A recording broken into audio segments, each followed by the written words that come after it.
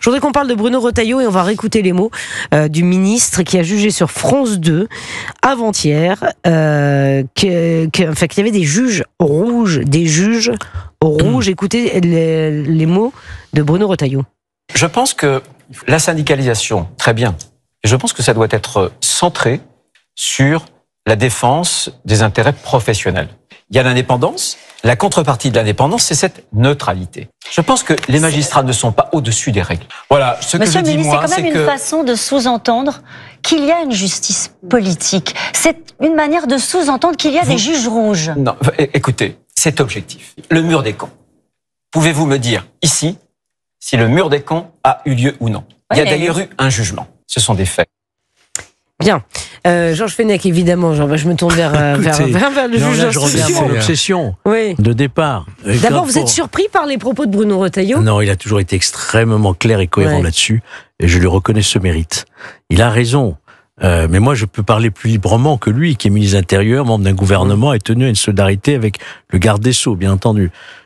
Est-ce que c'est un syndicat? Moi je vais vous dire tout de suite d'entrée de jeu, je suis pour la suppression définitive des syndicats dans la magistrature. Mais vous allez vous faire des amis, Georges Fenech, je pense. Moi, j'ai milité, non, pas la police.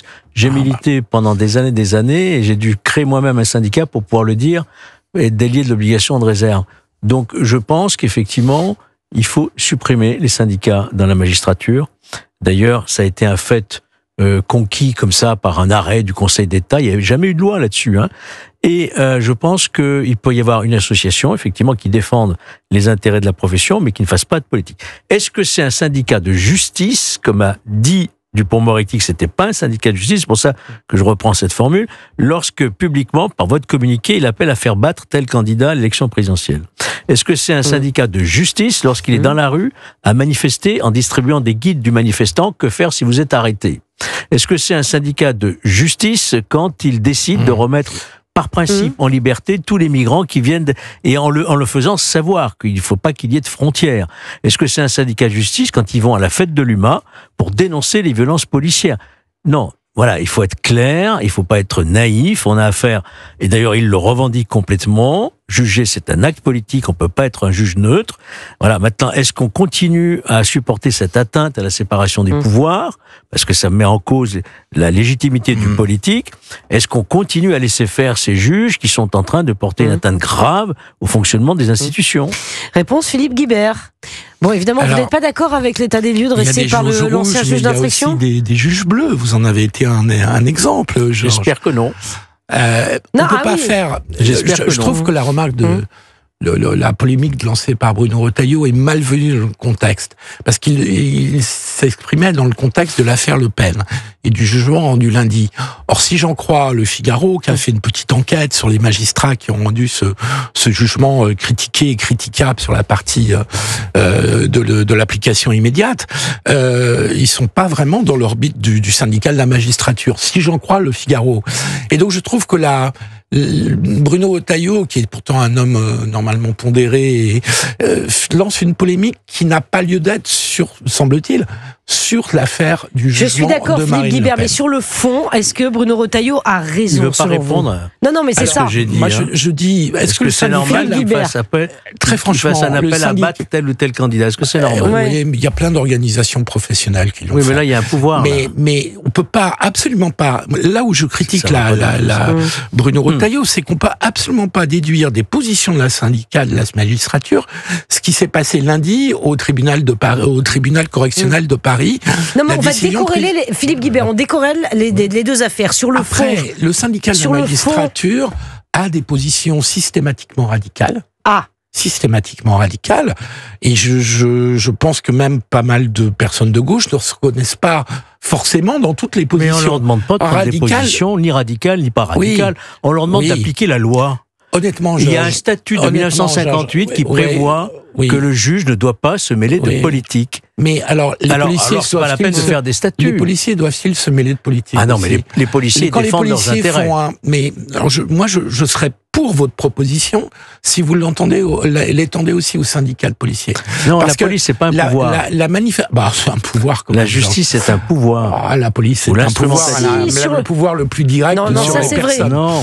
Mais Georges, quand un syndicat de policiers, je crois bien que c'était Alliance, fait une manif devant l'Assemblée nationale. Ils avaient raison pour critiquer l'absence de réponse. Ils faisaient de la politique. Pas en même temps, messieurs. Ils faisaient de la politique, Georges. Non. Et tout le monde connaît l'orientation d'Alliance. Ils s'en cachent pas. Non. Donc, je veux bien qu'on dise que dans la police et la magistrature, on ne doit pas avoir des positions politiques. Et à ce moment-là, on le fait pour les magistrats et les policiers.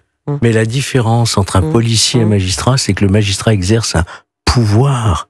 Et qu'il n'a de compte à rendre à personne. Un policier, lui, il est dans une hiérarchie, il est fonctionnaire. Ça n'a strictement rien à voir. Et il a des comptes à rendre. Et il a des comptes à rendre, croyez-moi. Oui, mais ça, donc, il a quand même un pouvoir. Ce débat-là, Philippe, il faut le placer au niveau institutionnel. Il ne peut pas y avoir de juges qui fassent de la politique. Les juges sont là pour appliquer la loi. Or, ces juges ne l'appliquent pas la loi quand bon leur semble. Oui, alors moi je sais pas si... Je suis sûr que sur le fond, Philippe Guibert, vous êtes quand même un peu d'accord, mais vous êtes très mal à l'aise avec cette affaire. Je suis mal à l'aise avec les positions du syndicat de la magistrature. Ah, on est d'accord. Je vous le dis franchement, je les approuve pas. Donc, beaucoup d'entre elles, je ne les approuve pas. Ce qui me gêne, c'est de reprocher à des magistrats d'avoir des opinions politiques. Mais qui a dit ça? Ils ont le droit d'avoir des opinions politiques. Les magistrats sont des citoyens, moi. Vous-même, vous en aviez. Quand j'étais magistrat, je savais pour qui je votais. Exactement. Mais je n'allais pas dans la rue avec des banderoles pour dire voilà ce que vous devez faire. Député après, donc. Mais je me suis mis en disponibilité. Philippe, attendez, vous me mettez en cause. Je me suis mis... Attaque ad nominem. Je me suis mis en disponibilité. J'ai quitté la magistrature pour me présenter devant les électeurs. Je n'ai pas utilisé mes fonctions de magistrat pour régler des comptes politiques. On est bien d'accord, Georges. Franchement, je sais très bien que vous n'avez pas utilisé vos fonctions. Là-dessus, je vous fais toute confiance. Mais le syndicat de la magistrature, ce n'est jamais que 30% des magistrats. C'est énorme. Le syndicat majoritaire des magistrats est pas sur ces positions-là. Une partie de l'USM est plutôt sur le bord du syndicat. Enfin, je ne veux pas rentrer dans le détail. L'USM représente 50 ou 60%. Plus que ça. 60%. Mais ce que je veux dire, leur influence est beaucoup plus importante. Mais vont-ils être réconciliables, Georges Fenech, Philippe Guibert? Non, moi, c'est toute ma vie. C'est toute ma vie. Bah oui. C'est pas aujourd'hui que je vais flancher là-dessus, et je veux croire qu'un jour ou l'autre, je verrai peut-être une magistrature réconciliée avec son statut. Ouais, non, mais c'est très intéressant. Il est 20h44, le match continue sur Europe 1.